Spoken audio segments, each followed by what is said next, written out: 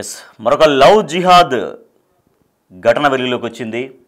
Banjara hills mount Banjara కాలనీలో love జిహాద్ వెలుగు చూసింది.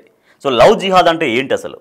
అంటే కొంతమంది పర్టికులర్గా ముస్లిం యువకులు, అంటే అందరూ కాదు కొంతమంది, అందుకే కొంతమంది పర్టికులర్గా అంటున్నాము. సో కొంతమంది ఏం చేస్తారంటే హిందూ అమ్మాయిలకి ప్రేమ పేరుతో వల వేస్తారు, వాళ్ళకి రకరకాల విషయాలు చెప్పడం కావచ్చు, రకరకాలుగా వాళ్ళని మభ్యపెట్టడం కావచ్చు, వాళ్ళకి దగ్గరై వాళ్ళను ప్రేమ పేరుతో వాళ్ళకు వల వేసి వాళ్ళని జీవితాల్ని బలి తీసుకోవడమే లవ్ జిహాద్. సో అదే ఇప్పుడు మరొక లవ్ జిహాద్ ఘటన వెలుగు చూసింది. ఇది నిత్యం జరుగుతూనే ఉన్నాయి, కానీ అమ్మాయిలు చాలామంది వాళ్ళ భ్రమల్లో వాళ్ళు చెప్తున్నటువంటి మాటలకు పడిపోయి జీవితాలని సర్వనాశనం చేసుకుంటున్నారు. So Banjara hills mount Banjara కాలనీలో లవ్ జిహాద్ ఘటన వెలుగు చూసింది. సో అమ్మాయిలకు ప్రేమ పేరుతో వల వేస్తున్నటువంటి ఒక పాకిస్తాన్ యువకుడు, సో హిందూ అమ్మాయిల్ని ప్రేమించి మతం మారుస్తున్నాడు ఫహాద్ అనేటువంటి యువకుడు. 2016లో ఒక హిందూ అమ్మాయిని ప్రేమించి పెళ్లి చేసుకున్నాడు ఈ ఫహాద్. సో ఆ అమ్మాయి ఎవరంటే కీర్తి, అమ్మ పేరు.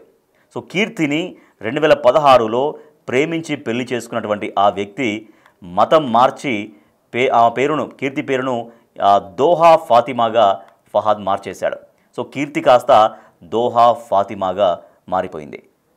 కానీ నిజంగా అంటే అది జెన్యూన్గా జరిగిన ప్రేమ, లవ్ అంటే సరే అది ఓకే, అది ఇద్దరు మేజర్సు, దానికి ఎవరు అభ్యంతరం చెప్పరు, సరే ఎవరి ఇష్టం వాళ్ళదని.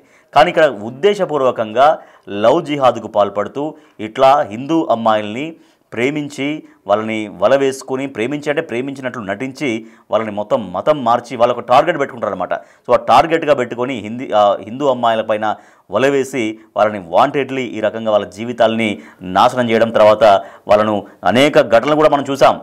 మొత్తం ఇట్లా మామూలుగా ఈ రకంగా కాదు, ఇంకా అత్యంత క్రూరంగా హతం మార్చినటువంటి ఘటనలు కూడా లవ్ జిహాద్లో అనేక సందర్భాల్లో, అనేక ఉదంతాల్లో జరిగినటువంటి ఘటనలు కూడా మన కళ్ళ ముందు ఉన్నాయి. సో వాళ్ళు మొత్తం ముక్కలుగా నరకడం, ఆ ఫ్రిడ్జ్లో పెట్టడం, ఇవన్నీ కూడా కొన్ని ఉదంతాలు జరిగాయి. ఇట్లా చంపేయడం, లేదంటే వాళ్ళ జీవితాన్ని నాశనం చేయడం, మొత్తం మతం మార్చి వాళ్ళని తీవ్రంగా ఇబ్బందుల పాలు చేయడం అనేది లవ్ జిహాద్గా పిలుస్తుంటారు. కొంతమంది మాత్రమే ఇటువంటి పనికి పాల్పడుతూ ఉంటారు. సో అందరినీ అందరినీ ఆ రకంగా మనం భావించలేం కూడా. కానీ కొంతమంది పర్టికులర్గా వాళ్ళ టార్గెటే ఇది, హిందూ అమ్మాయిలకు వల వేయడం, వాళ్ళతో మతం బలవంతంగా వాళ్ళతో మతం మార్పించడం, తర్వాత వాళ్ళని జీవితాలని ఇబ్బంది చేయడం. సో అయితే ఫహాద్, ఎవరైతే ఫహాద్ ఉన్నారో 2016లో ఇక్కడ పాకిస్తాన్ నుంచి ఇక్కడికి వచ్చారు.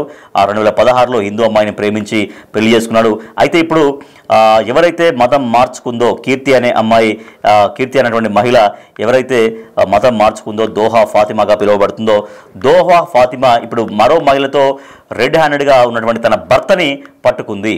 పోలీసుల సాయంతో వెళ్ళి ఆ ఫహాద్ను పట్టుకుంది ఆ కీర్తి అనేటువంటి మహిళ.